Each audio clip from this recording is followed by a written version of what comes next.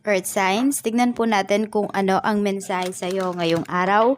Keep in mind po na ito ay general reading lamang, so hindi po lahat ay makaka-relate. So be open-minded. Sa mga hindi pa po nakasubscribe dito sa ating channel, please subscribe na po kayo and palike na din po ng ating video. At sa mga nais naman pong mag-avail ng ating private readings, makikita nyo po yung link sa description box below, Tarot Intentions by Eliane Reyes. Tignan natin kung ano po ang mensahe sa iyo. Sabi dito, take a divinely guided chance. So, all positive change and successful ventures involve a degree of risk. Totoo naman po yan. Kung hindi kayo magte-take ng risk, walang mangyayari. I mean, hindi naman sa walang mangyayari sa life ninyo. Pero if you want changes, if you want maging successful pa, di ba?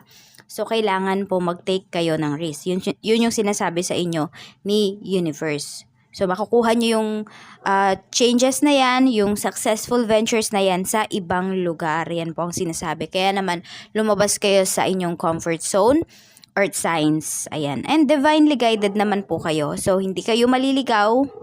Maaaring magkamali sa umpisa, pero yun ay pagtuturo lamang sa inyo. Tignan po natin kung ano pa ang mensahe para sa iyo.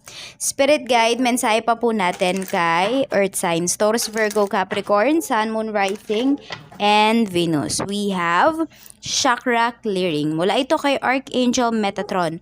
Call upon me to clear and open your chakras using sacred geometric shapes. Ayan po. So, you have to clear your chakras before po kayo gumawa ng mga new hakbang pagdating sa life ninyo. So, paano nyo ba mababalance yung chakras ninyo?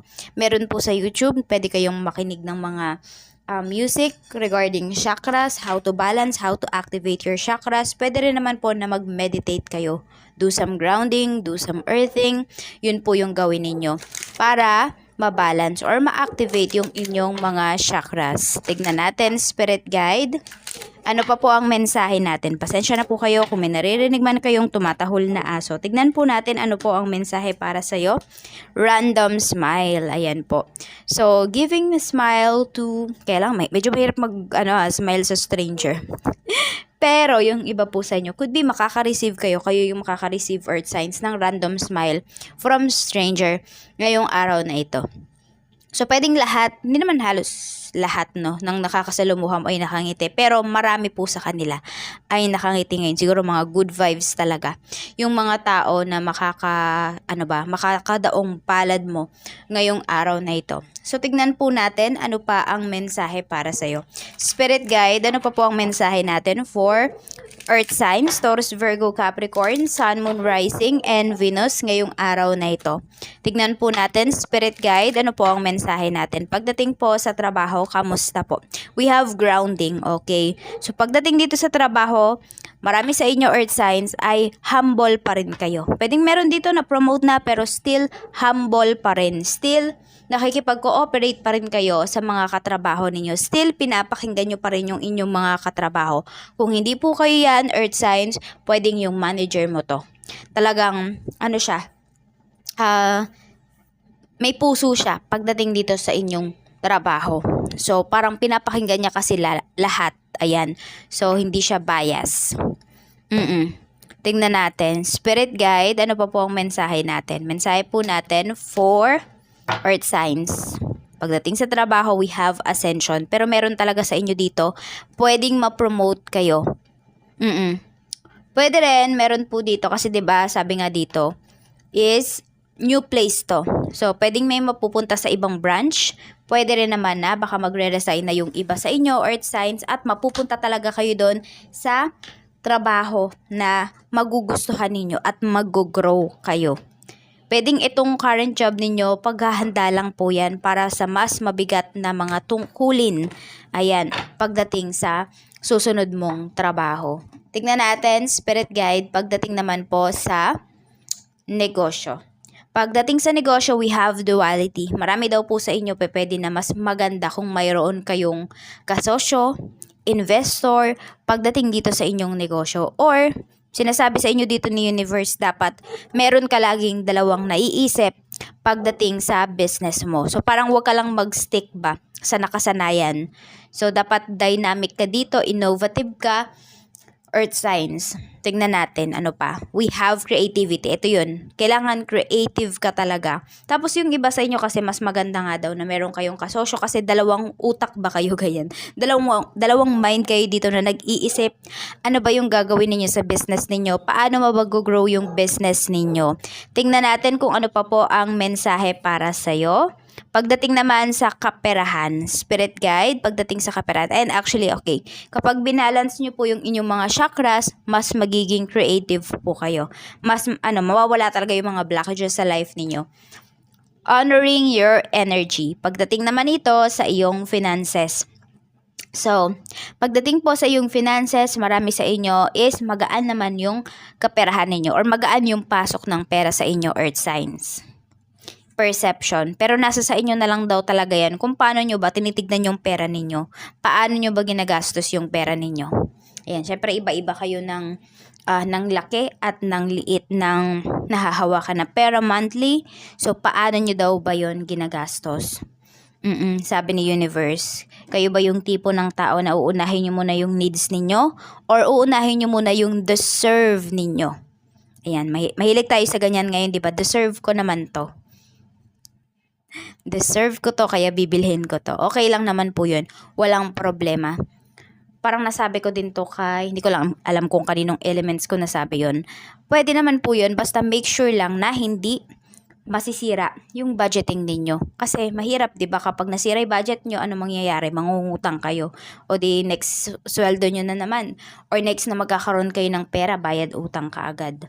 So, tignan natin, spirit guide. So, pwedeng ito, balansehin, baguhin kung ano yung mga nakasanayan na hindi naman po talaga nakakatulong pagdating sa finances.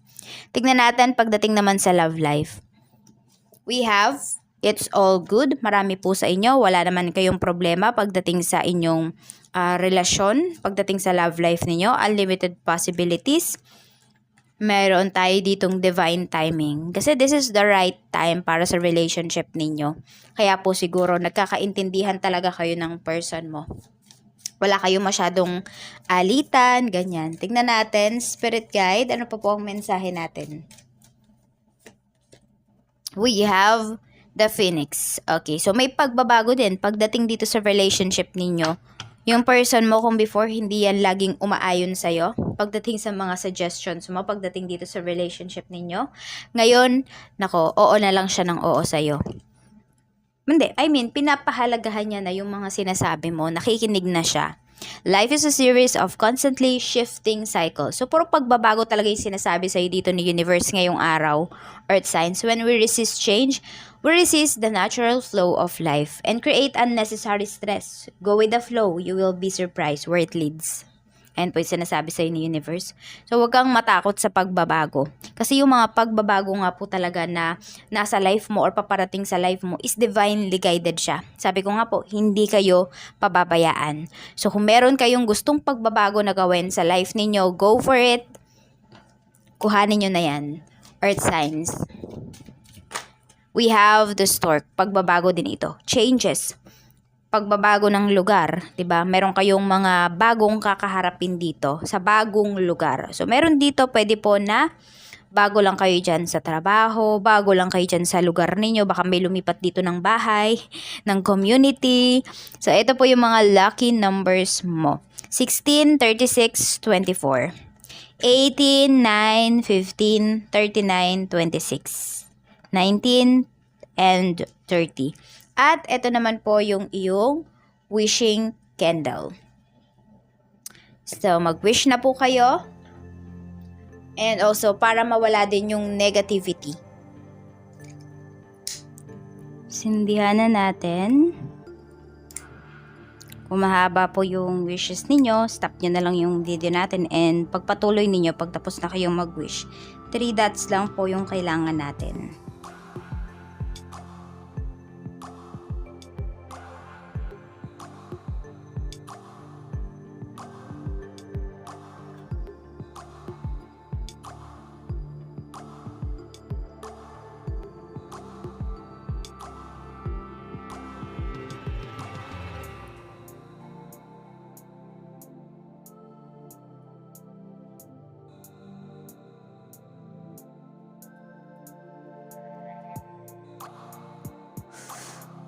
Maraming salamat po sa walang sawang pagsuporta ninyo dito sa aking channel.